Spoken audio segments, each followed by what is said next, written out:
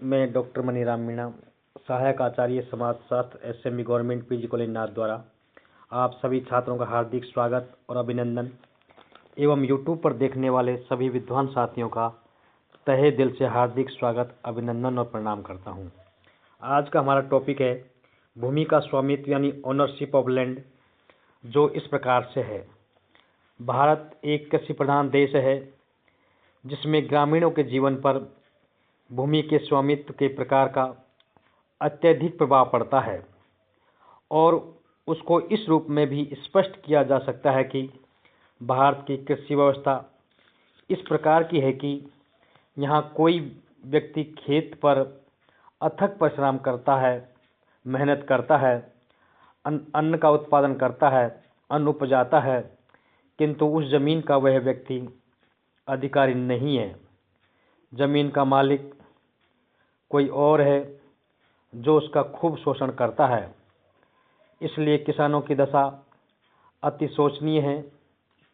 जमींदारी और जागीरदारी प्रथा में कृषकों की दशा इसलिए शोचनीय थी। इस प्रथा को समाप्त करने के लिए सन 1938 में बंगाल में प्लाइड कमीशन नियुक्त किया गया था। सन 1947 में कांग्रेस कृषि सुधार कमेटी ने जमींदारों और मध्यस्थों के अधिकारों को समाप्त करने की सिफारिश की। स्वतंत्रता प्राप्ति के अंतर देश में भूमि सुधार के लिए कुछ कदम उठाए गए।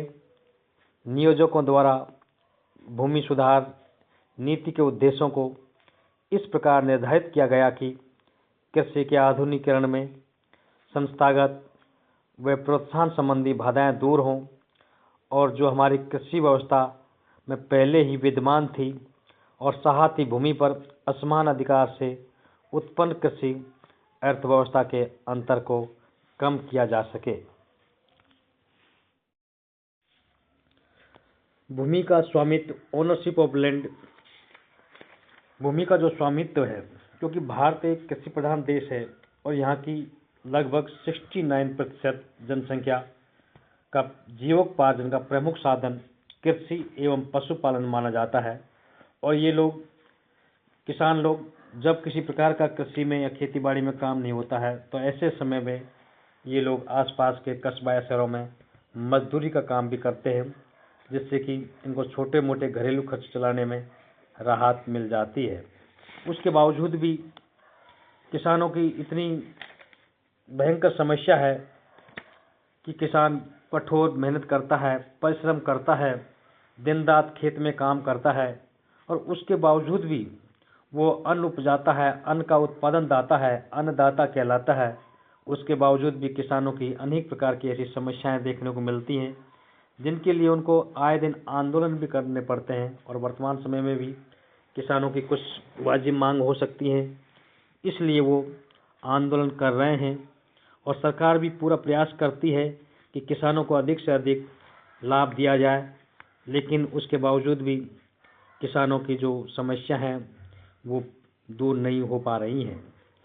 क्योंकि किसान, एक और तो किसान ऋण में जन्म लेता है और ऋण में ही मर जाता है और उनको गरीबी विरासत में मिलती है, जिसके कारण उनके सामने अनेक प्रकार की बहुत भयंकर समस्या भी देखने को मिलती हैं।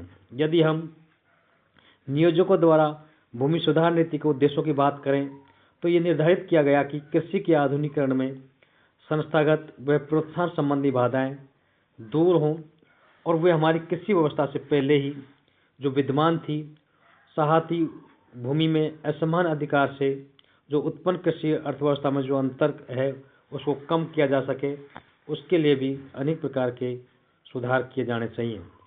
इन कार्यों की पूर्ति के लिए अनेक कार्यक्रम भी आयोजित किए गए, लेकिन उनमें पूरी तरह से सुधार नहीं हो पाया है। राज्य और खेत जोतने वाले किसान के मध्य बिचौलियों की समाप्ति, ऐसे कार्य किए गए। पट्टेदारी की सुरक्षा व्यवस्था की गई, लगान की दरों में कमी की गई और खेत जोतने वाले काश्तकारों को स्वामित्व का अधिकार भी देना या दिया था। कृषि भूमि की जोत सीमा सीमित की गई उसको बांध दिया गया।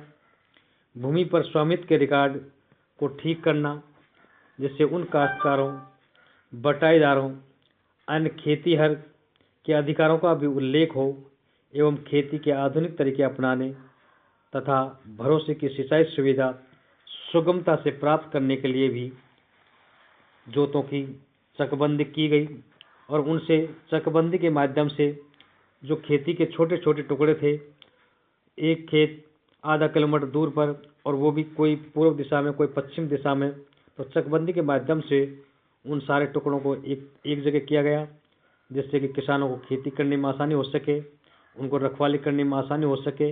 वो एक चक पर ही यानी अलग अलग स्थानों पर जाकर आसानी से अच्छी खेती कर सकें। लेकिन ये पुरानी बात हो गई, चकबंदी बहुत समय की पहले हुई थी और वर्तमान समय में फिर से वापस भूमि के छोटे छोटे टुकड़े हो गए। तो ऐसा प्रतीत होता है कि वापस चकबंदी जैसा प्रयास सरकार को करना चाहिए।